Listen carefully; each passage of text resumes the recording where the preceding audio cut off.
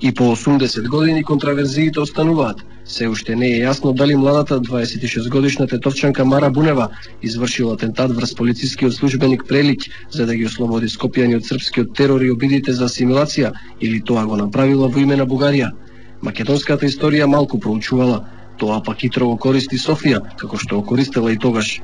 Бугарската историографија во последно време се обидува да ги изполитизира и да ги прикаже во поинако светло сите овие атентати. Ако се гледа директно на атентатот на Велимир Прелиќ од гледна точка на тогашните услови во Вардарска Македонија, може да се каже дека тоа е атентат врз представник на српската власт во Вардарска Македонија.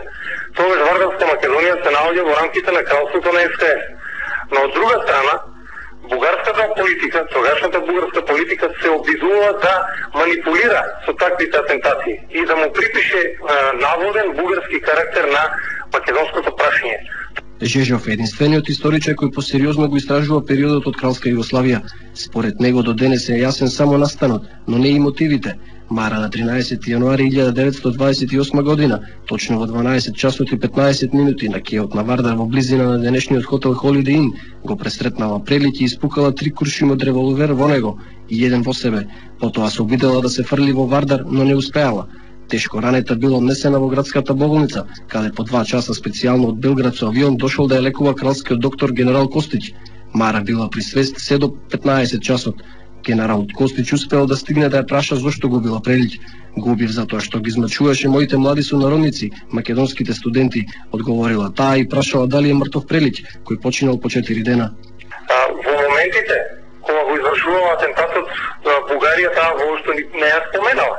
Значи, е македонка пород, пред се тоа биле луѓе фанатици и слепо ги извршувале наредбите што им доаѓале од страна на ВМРО на Ванчо Михайлов. Јас сум противник на тоа да се даваат тези од типот на тоа дали некој во случајот сега Мара Бунева е херој или антихерој. Фактите и аргументите се тие, но треба да се споредат со тогашните општествено-политички услови, а не работите да се гледаат од сегашен аспект. Мара починала наредниот ден по извршувањето на атентатот. Полицијата направила претрес во собата каде што живеела, но не нашла никаков компромитирачки материјал. Полицијата се обидувала да открие дали Бунева имала соучесници и јатаци, но никогаш не дознала. Мара Бунева била погребана од полицијата на непознато место.